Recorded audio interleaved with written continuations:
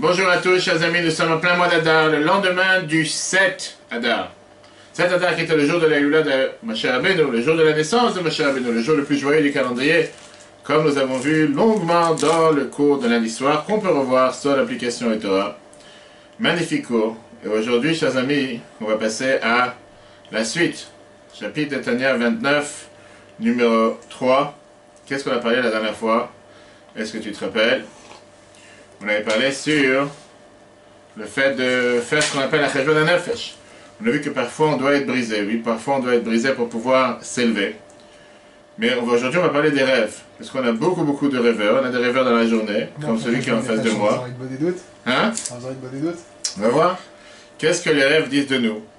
On va voir qu'est-ce que ça veut dire, qu'est-ce que l'Admor Azaken il attend par le faire, ce qu'on appelle la cheshbon hanefesh, qui veut dire faire un bilan. Pas un bilan de santé, mais un bilan de santé spirituelle. Sur nos pensées, nos paroles, nos actions, dans ces mois d'Adar, avec la joie et la émouna. Et arrêtez de parler du coronavirus à longueur de journée, parce que ça ne va rien changer. C'est la planète de Dieu, c'est Dieu qui a créé ce monde. Dieu protège le peuple juif partout où il se trouve. On doit parler positif, penser positif, et les choses seront forcément positives, puisqu'ils peuvent être que positifs. Il ne faut pas oublier que le mois d'Adar, c'est le mois dans lequel on a dit « Chodesh Hashanah Epach », le mois qui s'est transformé. Et on en a parlé longuement dans le cours de lundi soir, que je conseille vivement à tout le monde de revoir le cours, dans lequel, si tu te rappelles, si tu avais écouté le cours, on a vu comme quoi l'importance de la joie. Comment être en mode joyeux? Comment se lever tous les matins avec un sourire? Comment tous les matins avoir le sourire? Alors, tu as le coronavirus, on va tous mourir. Les gens du matin jusqu'au soir disent on va tous mourir. Waouh! Qu'est-ce que c'est? Mois d'Adar, le mois de la Simcha, le mois de la joie. Oui, c'était le mois où c'était décrété qu'on allait tous mourir. C'était le programme le plus grand du siècle. 127 pays exterminés tous les peuples juifs. Et qu'est-ce qui s'est passé? En un instant, Vena Farchou, tout s'est transformé. Donc aujourd'hui, on ne va pas parler du mois d'Adar parce qu'on a parlé déjà de ça. On a parlé déjà de ça dans le cours de lundi soir. On peut voir sur l'application. Mais aujourd'hui, chers amis, on va voir le suite du chapitre de Tania 29, numéro 3. Et comme j'ai dit tout à l'heure, le troisième paragraphe. Parce que jusqu'à présent, on a vu comment il fallait faire un cheshbon nefesh, il fallait faire ce qu'on appelle un bilan sur les mauvaises choses qu'on fait. Les choses interdites, les fautes de jeunesse, on a vu ça la dernière fois. Aujourd'hui, on va voir qu'est-ce qu'on fait quelqu'un qui n'a pas fait de bêtises. Pas tout le monde a fait des bêtises, pas tout le monde a fumé des joints, pas tout le monde a traîné dans l'endroit où il ne fallait pas traîner, pas tout le monde a fait des bêtises. Et surtout, quand là, il va te dire, je n'ai pas forcément fait des choses graves. On passe maintenant à la suite. Parfois, il y a des choses qu'on pense que c'est pas grave. Parfois, il y a des choses qu'on pense que c'est pas si grave que ça. On va voir comment l'Admor Azaken nous demande, puisqu'on avait vu dans les premiers chapitres 26, 27, 28, 29, 28, on a vu comment on n'a pas le droit d'être triste, comment il faut tout le temps être joyeux. Là, on est en train de voir comment on doit parfois faire ce qu'on appelle un bilan. Ça ne veut pas dire être triste, ça ne veut pas dire être amer, mais oui, parfois on doit être brisé, comme on a dit que parfois tu es brisé. Une situation, ça te pousse à vouloir remonter et faire beaucoup plus. Et d'ailleurs, c'est ce qu'on a vu.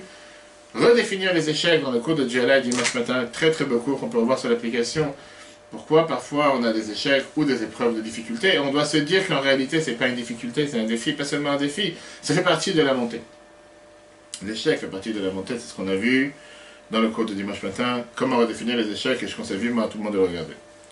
Ok, on parle parfois des choses, qu'on fait des choses permises. Et la question qu'on a demandé dans le cours aujourd'hui, est-ce que quelqu'un qui n'a jamais fauté, quelqu'un qui n'a jamais fait du mal, est-ce que lui aussi, il peut être considéré un saint? En deux mots, pour être considéré saint, ça suffit de ne pas faire d'erreur. Ou non? Un kadosh, même si aujourd'hui on appelle tout le monde un tzaddik, quel grand tzaddik, tout ce que tu veux. Mais est-ce que ça suffit? En deux mots, est-ce que le Benoni, qui est l'intermédiaire du Tania, est-ce que lui peut être considéré un tzaddik? Et la réponse, elle est que non. Pour être un tzaddik, pour être un saint, ça ne suffit pas de faire Torah et mitzvot à 100%. Même si tu fais Torah et mitzvot de manière parfaite à 100%, tu n'es pas encore considéré un saint. On a le devoir de sanctifier nos actions. On va tout de suite voir ce que ça veut dire. Et de faire ce qu'on fait, les Shem Shamaim, pour le service de Dieu. Comme on va voir. On ne parle pas maintenant des choses qui sont interdites, ça on ne discute pas. Mais même les choses permises, on doit les faire parce que Dieu nous a demandé de les faire. Qu'est-ce qu'il a dit le roi Salomon et Chacham Mikol Adam? La fameuse phrase, il a dit que quoi? Vanité. Non. Bechol derachecha daeu. Qu'est-ce que ça veut dire Bechol derachecha daeu? Qui t'a dit que dans tous tes chemins, tu dois connaître Dieu. En deux mots, qu'est-ce que ça veut dire? La Mishnah te dit, toutes tes actions doivent être pour le service de Dieu. Alors, bien sûr que ça, c'est, si tu veux, ça c'est un tzaddik. Un tzaddik, c'est quoi? C'est quelqu'un qui mange, qui boit, que les affaires qu'il fait, même les choses profanes, ils sont pour le service de Dieu, comme on a appris dans le chapitre 10, qu'on peut revoir sur l'application Torah. Mais là, on ne parle pas du tzaddik. Parce qu'on n'est pas des tzaddik, je parle pour moi, on est tous ce qu'on appelle, dans le Tanya, on est tous dans la catégorie du Benoni. Le Benoni qui est la personne intermédiaire. Ça se peut que la majorité des choses qu'il fait sont les Shem Shamaim, pour le service de Dieu. Mais néanmoins, il y a certaines choses qu'il va faire qui sont pour le corps, sans aucune intention de les faire les Shem Shamaim. On parle par exemple, comme je dis, manger, boire, faire du sport, dormir, des choses qui sont dans la vie de tous les jours, pas forcément que ce sont des choses qui sont les Shem Shamaim.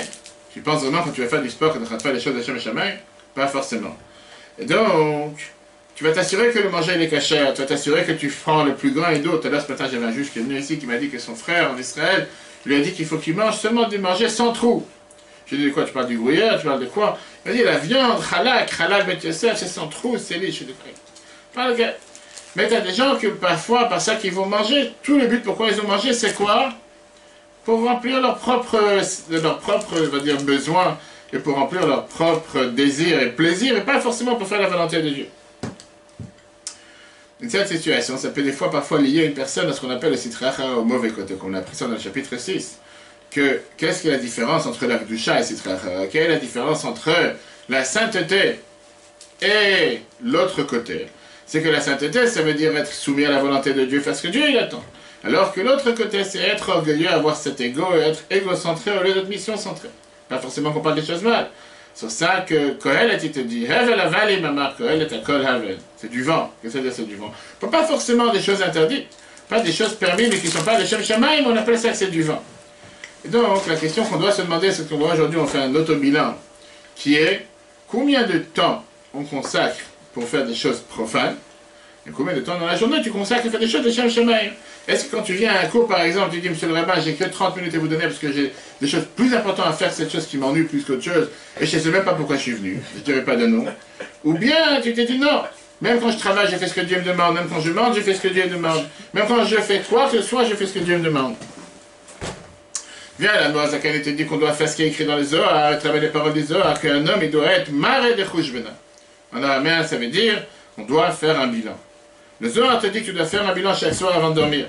Tu dois vérifier les actions que tu as fait aujourd'hui et faire tchouva. Oui, faire tchouva sur les actions. On ne va pas parler des mauvaises actions. On ne va pas parler des actions mal. Parce qu'on dit que chaque nuit, la neshama monte en haut. On n'a pas fait les Shem Shamaim. On va tout de suite voir. On te dit que quand tu dors, tu goûtes un goût à la mort. Chacun d'entre nous, les Chazal, nous disent que c'est 1/60e de la mort. C'est la raison pourquoi on se lave les mains le matin en se levant du lit, parce que ça vient enlever l'impureté qu'on a eu été en contact pendant le sommeil. Et donc, c'est pour ça qu'on fait un cheshbon nefesh, on fait un bilan le soir avant de dormir. Les Chassidim te disent qu'il y a une énorme différence entre ce que le Zohar te dit ici, qui veut dire faire un cheshbon nefesh, faire un bilan, et un bilan comptable. Quelle différence entre un comptable et quelle est la différence entre un bilan que chacun d'entre nous, de manière autonome, doit faire? Parce qu'un comptable, et je peux t'en citer des noms si tu veux, peut te faire un bilan et arriver à la conclusion qu'il y a des pertes, mais il va dormir tranquille la nuit. Pourquoi il va dormir tranquille la nuit? Parce que c'est pas sa société. Lui, il est pour te faire des chiffres, surtout aujourd'hui, ils ont des logiciels et tout est automatique, ils te rajoutent par là et par là.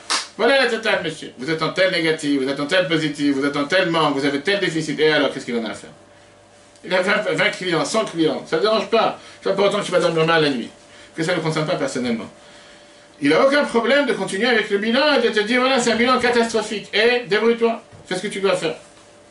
Alors que celui à qui appartient le bilan, comme le Zohar te dit, Maré de Chouchbena, celui qui fait le bilan, lui, c'est un problème. S'il y a une perte, il n'arrive pas à dormir. Il n'arrive pas à dormir et parfois, il peut même s'évanouir. S'évanouir de découvrir qu'il a une telle catastrophe. Pareil avec le bilan que chacun de nous doit faire. Tu as quelqu'un qui peut faire un bilan comme un bilan comptable. Un comptable, un expert comptable. Il va faire tous les détails, il va écrire dans le calepin, à l'époque, le calepin iPhone numéro 1, il va t'écrire toutes les actions qu'il a fait, arriver à différentes conclusions. Mais néanmoins, il va dormir tranquille, il va continuer sa vie comme si rien n'était. Pourquoi? Parce que ça ne lui parle pas. De mots, il a fait un bilan pour faire plaisir à son rave, faire plaisir à Dieu, faire plaisir à quelqu'un. Il y a une autre différence avec un expert comptable, la Noazakan nous dit, c'est qu'un expert comptable, pas seulement qui fait attention aux points importants, mais il ne va pas forcément regarder les petits détails. Tu sais, tu fais un bilan sur 1 million, 2 millions, 10 millions, il va commencer à regarder s'il y a quelques détails qui ne vont pas. Parce que ça n'a pas d'impact sur la totalité. Alors celui à qui ça appartient à la société, celui à qui pour qui il fait le bilan, bien sûr que chaque détail est important. Parce qu'en règle générale, quelqu'un qui fait attention à sa maison ne va pas te dire, bon, c'est pas grave, c'est juste un lion ou un ours qui se trouve dans la cour. Tout le temps qu'il n'y a pas un troupeau, c'est pas grave. Non, pour lui, un ours, c'est dangereux. Alors que si c'est l'autre, qui est le patron, le maire de la ville, il a dit, bon, quoi, il y a combien? Il y a un ours qui tourne dans la ville, ça va. La majorité des gens sont tranquilles. Il y a un petit quartier qui va pas, c'est pas grave, laisse tranquille, avance. Bien, les heures, il te dit qu'on doit être maré de Khouchbena. Qu'est-ce que ça veut dire? On ne doit pas être un expert comptable, on doit être celui à qui appartient le bilan. Tu dois ressentir comme si chaque détail te concerne. C'est pas juste, bon, tu as fait un bilan, ça va, c'est positif, on avance et on... Non, tu ne peux pas rester insensible face au fait qu'il y a quelque chose à changer, quelque chose à arranger. Si tu restes insensible face à telle chose, ça veut dire que tu ne te sens pas concerné. Tu ne te sens pas concerné, égal, je ne dois pas modifier mon comportement. Puis le prochain paragraphe, Admorazaken te dit les paroles d'Isoar. Et il te dit que quand quelqu'un il parle ou il fait, ou il pense, il devient automatiquement un véhicule, il devient automatiquement un canot par lequel passe tout ce qu'il a pensé, parlé et agi. Si c'était des paroles saintes, il devient une merkava, il devient une charrette pour on va dire les voies de l'Akdusha, les voies de la sainteté.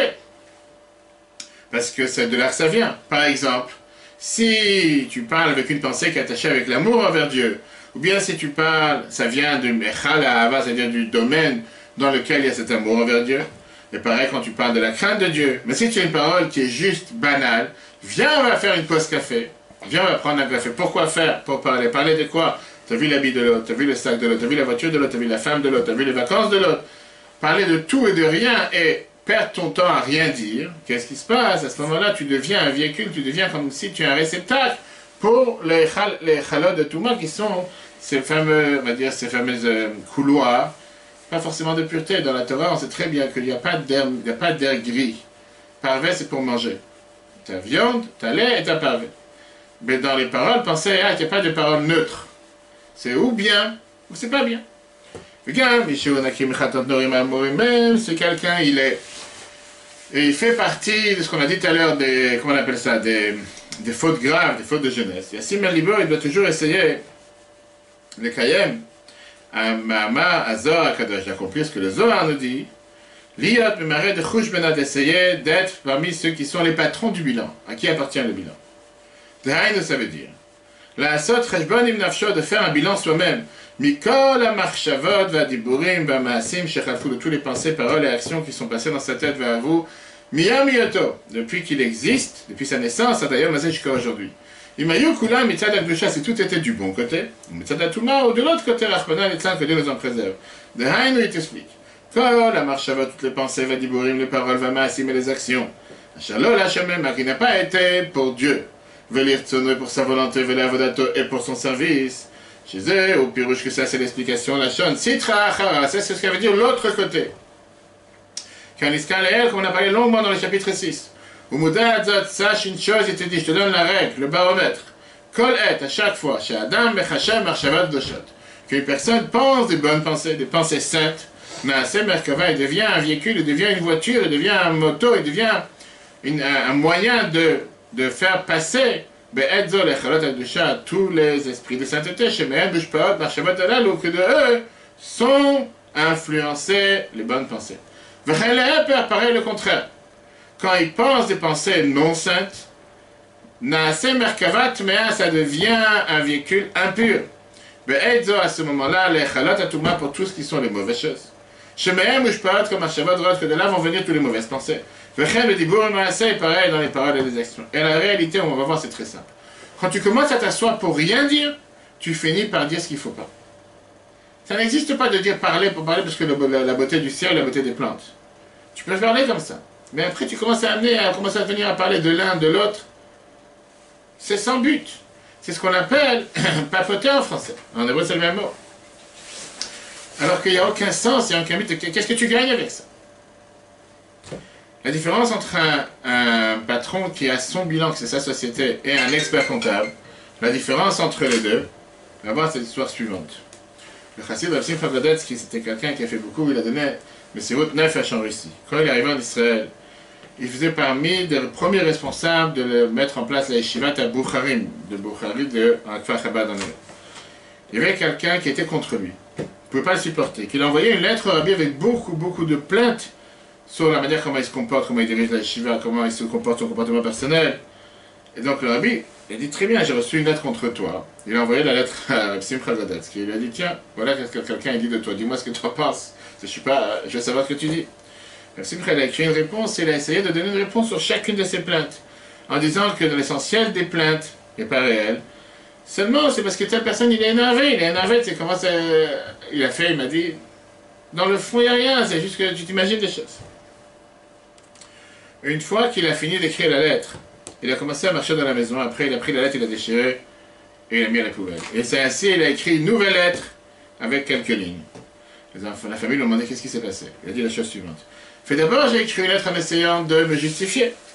Après, je me suis dit, quoi, moi je me justifie devant le Rabbi, à quoi je joue? Le Rabbi sait très bien ce qui se passe. Le Rabbi c'est le Neshama général, moi je suis le Neshama... Le Rabbi sait ce qui se passe. Il fait, si le Rabbi m'écrit cette lettre, il ne m'a pas répondu, il m'a dit qu'il y a des arguments contre moi, ça te manquait quelque chose.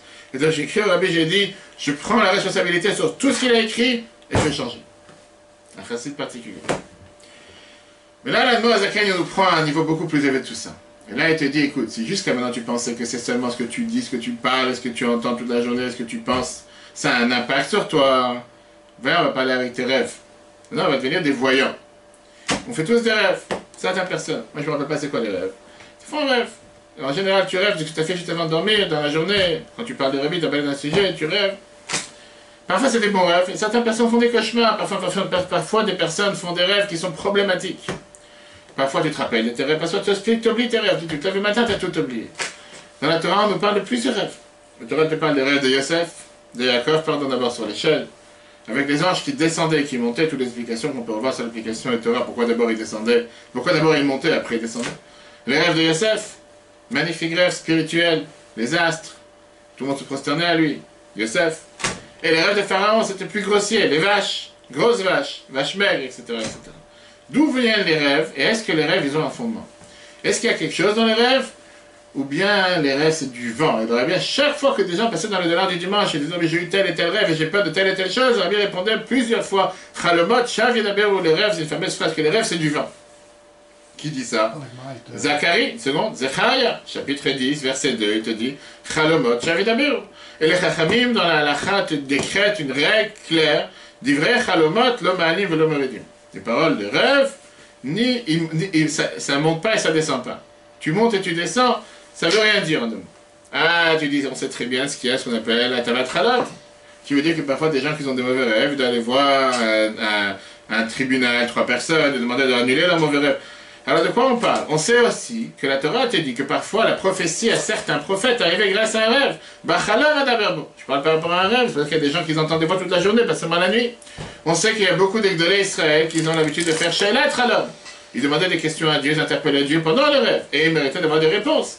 Il y a un livre entier de réponses à l'Achik qui est très connu, qui s'appelle Sheelot Tshuvot Min HaShamayim, les questions-réponses du ciel, qui a été écrit il y a plus de 700 ans, par un des maîtres du Tosfot, Rabbi Yaakov d'Embruch, et que lui te donne des halachot qu'il a reçues par ça qu'il a entendu des réponses du ciel pendant le rêve.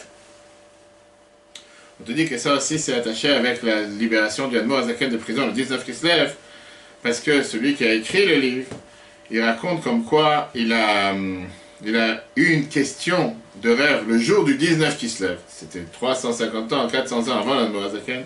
Et là-bas on lui a dit, sache que ce jour c'est un jour propice pour des bonnes nouvelles. Chez là, tu des centaines d'années avant que le 19 Kislev s'est avéré, le jour de la libération de prison du Admor Azaken. Comment il a transmis cette information? Il n'a pas transmis, c'est écrit dans son livre. On le rappelle chez Versilim que dans son livre c'était déjà écrit que c'est un jour propice. Vient le Zohar. Le Zohar te dit que tout dépend du niveau spirituel de la personne. Pendant que tu dors, la Neshama elle monte en haut, dans le ciel. Elle plane. Pour monter en haut, il y a plusieurs conditions, comme David Amelech dit dans Teilim, ou à David, Mi Ya'aleh Be'al Hashem. Qui c'est qui peut monter dans la montagne de Dieu? Les Kikapayim, quelqu'un qui a les mains propres, pas seulement parce qu'il y a le coronavirus, il a les mains propres spirituellement. Ba'al Levav, qui a un bon cœur, Shelon Asa Lashav Nafshi, Velon Ishba Levama, qui n'a pas juré en vain, qui n'a pas prononcé mon nom en vain. En deux, on parle de tzadikim, qu'eux peuvent avoir des vrais rêves dans lesquels il y a Ruach HaKodesh, qui est un souffle divin, et peuvent recevoir des réponses toraniques dans le rêve.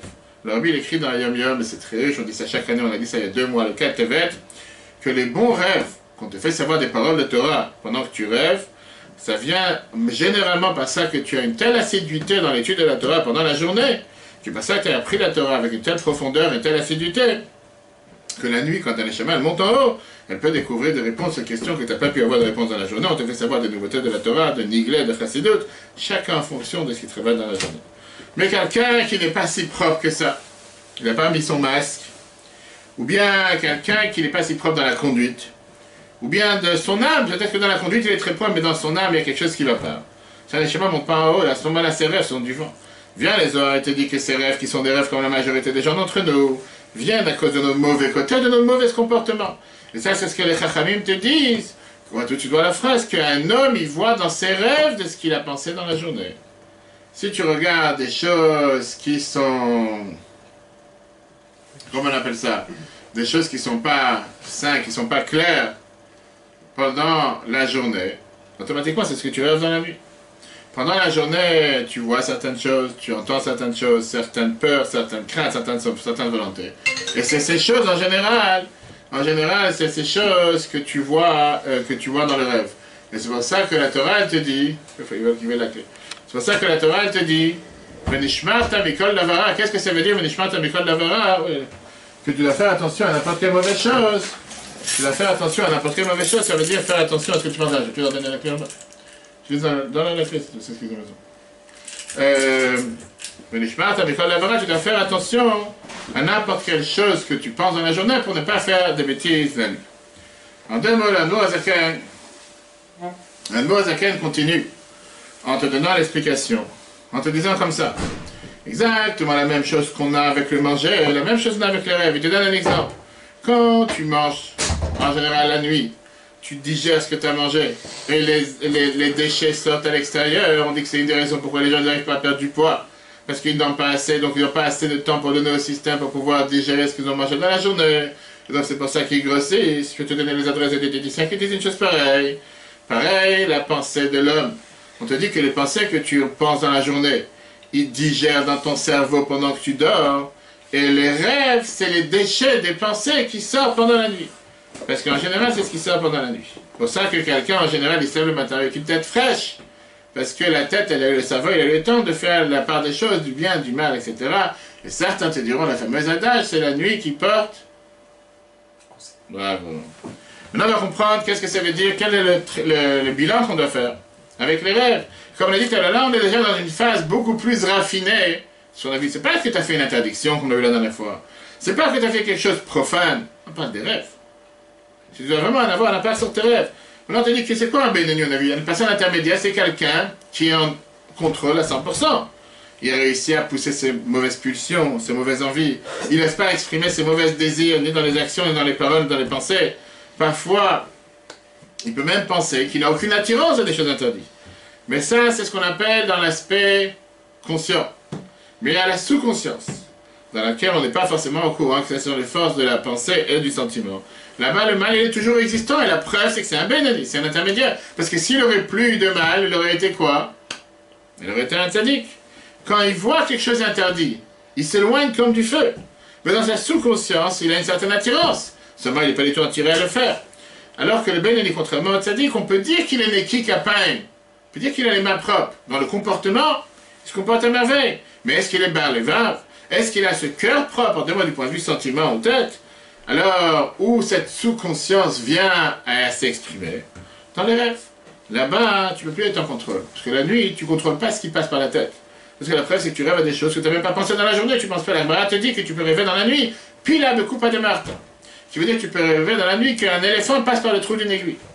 La Gemara te dit, j'espère. Tu peux te rêver. Tu rêves des choses impensables. Tu rêves en train de voyager. C'est pas du réel. Oui, si tu parce que un éléphant, est-ce qu'il a une selle ou pas une selle? Tu n'es pas en contrôle de ce que tu penses. Tu peux avoir des fois des peurs, des craintes. Tout d'un coup, des choses qui étaient enfuies à l'intérieur de toi pendant la journée, que dans la nuit, ils se dévoilent. Donc quand quelqu'un veut faire un bilan sur sa situation, il doit vérifier pas seulement les actions qu'il fait consciemment, mais même les actions qu'il fait avec sous-conscience. Il doit se demander la question, quels sont ses rêves, quel type de rêve il a. De là arriver à sa situation, regarde comment la Moazan te décrit ça dans notre chapitre 3. Oh, Yassim et Libo réfléchir que que la majorité de ses rêves, Shem Hevel Verodroir, qui sont du vent et qui n'ont aucun but et aucun sens. Pourquoi? Puisque son âme ne monte pas en haut, dans le ciel, quand il dort. Moi, je suis gâteau, comme on a vu tout à l'heure, ce que David Amalek nous dit. Mi ale ber Hashem, qui c'est qui monte vers Dieu? Le kikapaim, quelqu'un qui a les mains propres, etc., etc. Veinun sitrin bishin atian udab kanbe. Ces côtés du mal viennent et s'attachent en lui, comme l'a vu tout à l'heure, ces déchets de la pensée qui restent à l'intérieur de lui. Ou modin le bechelma, ils lui font savoir dans les rêves, milin de alma, des paroles du monde, etc. En deux mots, des paroles profanes sans rien. Ou le zimnin est parfois de chaïchanbe, il se moque de lui. Vers zioule melecheka, il lui montre des choses mensongères. Vetsarin le bechelme, et ils lui font souffrir dans les rêves. Alors ça, c'est pas vrai. Il y a des gens qui se réveillent en sursaut. Je te racontais une fois à la yeshiva, il y avait des gens, quelqu'un qui se réveille le matin, il avait le poignet plein de sang. Un élève de la yeshiva. Et il a raconté qu'on avait un rêve, il a fait un cauchemar, il voulait se défendre, il a donné un coup de poing de toutes ses forces contre le mur. Il n'a pas senti. Il s'est réveillé, il avait... Ça, c'est ce que tu dis, des fois, c'est vrai. Le fait que tu as parfois des pensées profanes ou quoi que ce soit, ou tu rêves, ou tu penses des bêtises dans la journée, dans la nuit, ça devient tout mélangé. Moi, je suis tout Zohar, tout ça, c'est écrit dans la Zohar, Vayikra, chapitre 25a et B, page 25a et B. Et donc, Aïn Shambarech Odola, c'est écrit dans la Zohar. La Gemara te raconte deux histoires extrêmes et différentes par rapport au rêve. La Gemara Brachot 56a. Il y avait le Kaysar, l'empereur Rome, qui était en guerre contre le peuple perse. Alors cet empereur, il a demandé à Rabbi Yeshua ben Hanania, vous êtes toujours fier et vous pensez toujours, vous êtes tellement, vous vantez de votre sagesse. Dis-moi, qu'est-ce que je vais rêver ce soir? Rabbi Yeshua ben Hanania, la Gemara Brachot 56a. Rabbi Yeshua, il a dit, tu vas voir que les Perses, ils vont te prendre en prison. Ils vont te forcer à aller faire paître des porcs avec un bâton en or. Maintenant, Rabbi Yeshua, pas forcément qu'il savait ce qu'il allait rêver. Mais ce qu'est ça, cet empereur romain, il a pensé à ça toute la nuit. Et c'est ce qu'il a rêvé il a pensé à ça toute la journée. Et c'est ce qu'il a rêvé la nuit. Il était tellement convaincu qu'il sait ce qu'il va rêver, c'est ce qu'il a rêvé la nuit. Shvur Melech Paras, nous raconte, le roi de Perse, il est parti voir la Mora Rava. Et il lui a dit, vous êtes tellement orgueilleux dans votre sagesse, vous connaissez tout. Dis-moi ce que je vais rêver ce soir. Il lui a dit, les Romains vont te prendre en prison. Ils vont te forcer à aller écraser des graines de dattes avec un pilon en or. Il a pensé ça toute la journée, et c'est ce qu'il a rêvé la nuit. Donc voilà, tu dis en deux mots, c'est ce qui se passe. Rêve toute la journée que tu vas être milliardaire. Tu vas voir que la nuit, tu deviens milliardaire. Le problème, c'est que le matin, tu ne sais pas, je trouve le coffre. Il y a une histoire dans la on te dit que même si tu rêves que tu as trouvé un trésor chez ton voisin, et que le lendemain, tu vas chez ton voisin, effectivement, et tu as trouvé le trésor, pas besoin de donner la zaka, etc., c'est un rêve. Non, l'histoire, c'est pas maintenant. On vient de voir 3 bilans. Bilan numéro 1 sur les fautes graves que quelqu'un ait fait, faute de jeunesse, sur les actions simples et sur les rêves. Maintenant, on a vu que ça, c'est quoi? Quand quelqu'un commence à s'identifier avec sa personnalité, se regarde dans le miroir le matin, et là, il se dit, si c'est comme ça, je suis vraiment quelqu'un qui vaut rien. Et quand tu fais un bilan et tu commences à voir ta situation spirituelle qui n'est pas si merveilleuse que ça, tu peux parfois être tellement brisé, pas seulement brisé, tu peux commencer à trembler à tel point que tu te dis que tu es tellement mal et que tu es tellement malheureux et que tu es tellement mauvais qu'il n'y a rien, aucun but à vivre sur terre. Et tu commences à avoir des pensées noires, des pensées suicidaires. On a parlé de ça aussi dans Dieu Live. Parfois, quelqu'un, il se regarde tellement avec un échec, il s'autodétruit, comment il peut faire face? Là, le mot Azaken te dit qu'une telle brisure, parfois, c'est bien. Des fois, c'est pas si mal que ça. Alors, il y a d'autres mouvements qui parlent justement d'Id Bonne et d'autres, et qui disent justement, quand tu fais ce bilan, tu es en train déjà de casser ton corps. Très bien. Tu montres à ton corps que le temps n'a pas d'impact sur toi, que tu es en train de faire un truc de ouf, en train de parler seul, etc. Donc rien que ça, c'est une brisure déjà. Et après, comment tu remontes de cette brisure? Non, tu es en train de briser ton corps de cette manière. Et après? Mais il faut surtout pas tomber justement dans la tristesse. Est-ce que tout le monde a le pouvoir? Non, mais justement, tout le monde est vacciné, on n'est pas tombé. C'est pas simple, c'est pas simple ce que tu dis, c'est pas simple. Positives. Oui, mais c'est pas simple. Parce qu'à force d'aller chez le psy, en payant 75 € la consultation, si tu ne l'as plus, c'est qu'il te dit que ta mère est tordue, ton père est tordu, tes grands-parents sont tordus, donc tu es tordu. Tu dois te rattacher uniquement aux choses positives dans ton monde. Mais à la fin, tu finis par te dire, je suis convaincu, je suis tordu, donc restons tordus. Et tu n'es pas poussé à aller en avant, pas poussé à te remonter. Et parfois, tu peux tomber dans la déprime beaucoup plus grave. Finalement, Azakel te dit que se briser cet orgueil, c'est pas quelque chose de mal. Au contraire, tu parles de quelqu'un dans lequel son âme n'éclaire pas chez lui. Il est tellement empêtré dans l'orgueil, il est tellement empêtré dans les mauvaises choses, que quand tu commences à comprendre ta bassesse, tu n'as pas de quoi être orgueilleux. Regarde-toi dans le miroir, qu'est-ce que tu as de tellement être orgueilleux? Comme on l'a pris dans le cours précédent. Parfois, c'est important pour laisser l'âme pouvoir s'exprimer. On a vu avec l'exemple que le Zohar avait amené, qu'un bois dans lequel le feu ne prend pas place, il faut le briser. Puis la Morazakan te dit, c'est pour ça que quelqu'un pareil doit se crier à soi-même. Qu'est-ce que ça veut dire se crier à soi-même? C'est une des seules fois dans lesquelles, dans tout le Tanya, que la Morazakan te fait allusion, l'âme animale avec le mauvais penchant. Tu dois te dire parfois, ton mauvais penchant, tu es mal, tu es un rachat, tu es abominable, tu es dégoûtant. La Morazakan, ils n'ont pas tous ces mots. Il ne te dit pas sur le fait que tu dois crier que le mauvais penchant t'amène à faire des fautes. Il y a quelque chose de plus profond. Pourquoi tu ne me laisses pas mon âme s'exprimer? Pourquoi tu veux m'empêcher à faire du bien? En te parlant à toi-même. Tu parles à ton mauvais penchant. Et d'ailleurs, c'est ce qu'on fait tous les jours, 3 fois par jour. 3 fois par jour, tu dis Hacham nous, Bagad nous, Gazal nous avons fauté, nous avons volé, nous avons violé. Même si tu sais que la majorité de ces choses-là, c'est pas vrai. Tu viens dans la Mida, Slach là, nous, pardonne-nous. Qu'est-ce qu'on est en train de dire? On est en train d'exprimer notre colère contre le mauvais penchant. Et donc, le mot Azakan te dit qu'en faisant une chose pareille, on a appris dans les chapitres 20-25, on apprendra plus tard. Qu'est-ce que ça veut dire que le monde entier il est uni avec Dieu, que le monde entier, tu sais très bien qu'il n'y a rien à part Dieu? Viens, l'âme animale, elle essaie de te montrer comme si non, le monde c'est un monde réel. Dieu n'existe pas. Le coronavirus c'est du réel, c'est pas Dieu qui l'a créé, c'est pas Dieu qui gère la planète. Dieu n'est pas en règle. Il n'y a pas Dieu sur terre. Le monde entier va mourir. Oui, malheureusement, quand tu entends des juifs parler comme ça, tu dis, mais d'où vous êtes tombés sur la tête? Tous les matins, tu dis que Dieu c'est un Père miséricorde, que Dieu l'habité. D'entendre des soi-disant rabbins avec des longues barbes blanches qui te disent qu'il y a une deuxième holocauste qui va arriver. Mais de quoi tu parles? Tu connais les pensées de Dieu. Dieu dirige ton monde, Dieu il aime son monde, Dieu il aime ses enfants. Comment tu peux oser faire peur? J'ai parlé à quelqu'un la semaine dernière, je me rappelle en 91, quand il y avait les missiles qui tombaient sur Israël. C'était pas combien certains avaient dit une grande holocauste qui arrive sur Israël. Et que la Bible avait dit qu'on n'a pas le droit de faire peur et pas le droit d'avoir peur. On va faire un monde, on va faire les aéroports, on va confiner chez soi. Et la meilleure des choses qui va arriver cette année, c'est que pour tout le monde aura des masques. Nous, on le fait tous les ans, on n'attend pas que Purim arrive. Viens là, etc. Pour ça qu'on dit que tu as de le voir, le dire, etc. Au mauvais penchant. Qu'est-ce que tu es mal? Pourquoi tu es mal? Tu ne me laisses pas éclairer qui je suis réellement. Je vaux beaucoup plus que qu'est-ce que tu penses. En parlant à son mauvais penchant. Et ça, c'est comme quoi quelqu'un peut se séparer des mauvaises choses et arriver à faire les bonnes choses. On voit ici comme quoi la Noah Zaken, il a une finesse et une manière de regarder sur le monde qui est tellement réelle en te disant que le monde n'est pas ce que tu vois. Et le Rabbi le répétait ça plusieurs fois, comme quoi le monde n'est pas une jungle. Le monde, en réalité, c'est un cadeau de Dieu, c'est un jardin de Dieu. Le monde n'est pas ce que tu vois à l'apparence. Le monde est magnifique, le monde, il y a la parole de Dieu qui le fait vivre. Il y a Dieu qui protège le monde, il y a Dieu qui fait grandir le monde, il y a le monde, comment il est merveilleux. Le fait que certaines personnes décident, comme on l'a vu dans Dieu il y a 2 semaines, que tu prends une peinture de Monet et tu fais une planche à couper pour couper tes tomates, ça n'enlève pas la qualité de la peinture. Pas parce que certaines personnes dévient les choses de qu'est-ce que Dieu a créé sur terre, que pour ça il faudrait se dire que non, c'est mal. Non, c'est pas mal, c'est bien. L'humain a décidé de faire avec ça quelque chose de mal, c'est sa faute. 4. École, ma chérie, tout ce que tu vas rajouter dans tous ces sujets-là, ta pensée. Vegan, même en réfléchissant dans les livres. Liot, libonish barbe qui est totalement brisé, venif, zebeinav, nima, c'est d'avoir honte à ses yeux, comme c'est écrit dans le verset. Mais tachritami, vous êtes totalement totalement dégoûté. Ou le maestro de vraiment ne pas aimer sa vie. Arrêtez, mais maestro, mais vas-y, c'est pas que tu t'aimes pas toi-même. C'est pas parti chez le psy.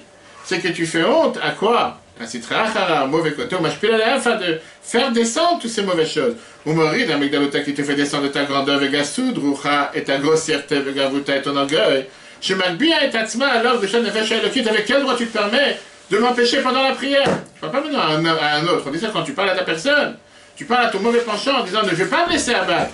Je ne vais pas me laisser rabaisser par quelqu'un qui essaie de faire tout pour que je ne vais pas réussir. Je suis en train de prier, maintenant tu me déranges. Mais tu sais quoi, je ne vais pas t'écouter. Je préfère continuer à prier sans t'écouter. Parler avec ce mauvais penchant. Vegam yarim alea. La noix a dit tu dois même crier sur le mauvais penchant. Mais kol rach avec une grande voix, verogaz avec la colère, la shpila pour le rabaisser. Que même à la nous a comme les chachamim. Nous disent clairement le olam yargiz adam yetzer tov etc. Tu dois toujours mettre en colère le bon penchant sur le mauvais penchant. Chez Neymar, comme c'est écrit, Rizu enavez-vous ve'ad dechetau et ne faufutez pas dans Tehillim chapitre 4 verset 5. Qu'est-ce que ça veut dire une chose pareille? Il dit tu dois t'énerver contre ton âme animal. Chez Yitzhak, que c'est ton mauvais penchant. Mais kol raj ve'rogez machashavto avec une voix forte et la colère dans ta pensée. L'homme, alors tu dois dire à ton âme animale, Atara, tu es mauvais, Veracha, tu es un rachat, Meshukat, c'était dégoûtant, ou Metuaf, t'es abominable, Menouval, t'es dégoûtant, avec tous ces autres termes qu'en hébreu, chacun veut dire autre chose, mais en français c'est la même phrase. Que Chol Hashemot, Shekaou le Chachamim Nuzal, avec tous les noms que les Chachamim m'ont donnés pour le mauvais penchant, mais réellement, en lui disant, Admatai, Tastir, Lifnei, jusqu'à quand tu vas te cacher, tu vas me voiler de la lumière de Dieu qui est infinie. Aïmalek Kolamin, qui remplit tout le monde. Ayahov Evei Ebeshavé, il était, il est et il sera à part égale. Gab Makom Zeshani, à la même endroit où je me trouve. Que Moshe Ayah Mensabaruch, de la même manière que Dieu qui est infini se trouvait le vado tout seul. Kodem Shenivra Olam, avant que le monde soit créé. Blishum Shinu sans changement, Prochekatou, comme c'est écrit. Ani Hashem Lo Shaniti, je suis Dieu, je n'ai pas changé. Kihu, le mal à Mazman, parce que Dieu est le plus haut que le temps. Vata, et toi, le mauvais penchant, mais nous, Valter abominable et dégoûtant. Machisha Metanireladaim. Tu essaies de ne pas voir la vérité à tes yeux. Tu fais croire, tu me fais croire, tu fais croire aux gens que le monde est réel et que Dieu n'existe pas. De Chula Kamek le Mamash, que tout devant Dieu est comme si rien n'était Behemet. Puis Prinad, réfléchis et tu fais croire comme si le monde est réel et Dieu n'est pas réel. Et donc, tu te dis comme ça, c'est très simple. Moi, aujourd'hui, je suis là pour travailler. Je suis là pour mes rendez-vous. Je ne suis pas là pour la prière, je ne suis pas là pour le chilling, je ne suis pas là pour toutes ces autres choses. Ça, c'est en plus si j'ai le temps. Un homme doit se dire, je dois parler à mauvais penchant, dire, tu rigoles. Tu penses vraiment que c'est ça qui passe avant ça? Si Dieu ne m'aurait pas donné la santé, ne m'aurait pas donné la vie, aujourd'hui, je n'aurais rien pu faire. Donc la priorité, c'est de faire ce que Dieu me demande. Dans le travail, faire ce que Dieu me demande. Dans les affaires, faire ce que Dieu me demande. Faire la prière, la première des choses le matin. Après, je commence à faire. Pourquoi tu penses qu'il faut d'abord courir à tous tes rendez-vous? Et s'il me reste du temps à 5 h l'après-midi, je vais mettre le feeling. Pourquoi pas penser à l'inverse? Pas maintenant de quelqu'un qui ne sait pas. Pas maintenant d'un niveau. Pas la Benoni. Un Benoni, c'est quoi? C'est quelqu'un qui accomplit toute la Torah à chaque instant. Mais que parfois il peut se dire, oui, dire à son mauvais penchant, t'es abominable, t'es dégoûtant, t'es un rachat, parce que tu me laisses pas, Maneshama éclairé. Et pas l'écouter. Au contraire, se dire que je vais être beaucoup plus fort que lui. Si on résume ce qu'on vient de voir dans ce chapitre qui est richissime, qui est énorme, chapitre 29, parce que la prochaine fois, si Dieu veut, on terminera le chapitre 29. Mais on voit que la Noura Zaken, tu dis deux manières comment s'auto-briser. Et c'est pas tous les jours à faire, parce que tous les jours tu vas plus rien faire, tu vas avoir la tête dans le sable. Première des choses, c'est la grossièreté de l'âme animale, c'est la même pour tous. On a une âme animale, c'est Dieu qui nous l'a donné, mais comme on l'a vu dans le cours de dimanche, parfois grâce à ça, je peux monter et m'élever. Très bien. La deuxième fois, ne pas avoir peur de dire à ton âme animale, tais-toi, laisse-moi tranquille. C'est quoi la première? Première, c'est ce que je viens de dire, de faire un bilan sur la bassesse et la grossièreté de l'âme animale. La deuxième, de crier sur cette âme animale. Parce que par ça que tu cries sur cette âme animale, tu vas la faire taire. Ah, comment ça, c'est un rapport avec ce qu'on a vu au début du chapitre 29, que là-bas on a appris que l'être humain, c'est l'âme animale. C'est pas forcément le mauvais penchant, puisqu'on fait attention dans toute l'année de dire que Nefesh Habamid, l'âme animale, l'âme naturelle n'est pas forcément le mauvais penchant, c'est autre chose. La réponse, elle est comme ça. Tout le temps, tu ne fais pas un bilan. L'âme divine et l'âme animale sont mélangées. C'est difficile de faire la part des choses entre le bien et le mal. Une fois que tu as fait un bilan et que le mal, il est maintenant dévoilé, et le bien, il est dévoilé, tu as réussi à t'auto-briser, ça aide l'homme à se séparer du mal. Comme on l'a dit tout à l'heure, pendant le sommeil, les déchets vont se séparer du bon manger que tu as mangé dans la journée. Les mauvaises pensées, c'est les mauvais rêves. Tu fais la part des choses et tu réfléchis en disant, ça c'est bien, ça c'est mal. Quand l'Admour Tsaï, qui était l'enfant du Admour Azaken, était enfant, il était une fois en train d'apprendre chez un prof, à l'époque, ils apprenaient chez les profs privés, qui habitait à côté du docteur de la ville. À l'époque, il y avait le médecin du quartier, le prof du quartier, etc. Une fois, l'enfant, il a entendu le docteur dire au médecin, on est déjà en plein mois de Loul et je n'ai pas encore préparé les insectes. À l'époque, il y avait des insectes qu'on utilisait, je ne sais pas lesquels, qui pouvaient absorber le sang des gens qui étaient infectés. Ça s'appelait le coronavirus à l'époque, là c'est vrai. L'enfant il retourne chez lui à la maison chez son père. Et il voit des Chassidim parler.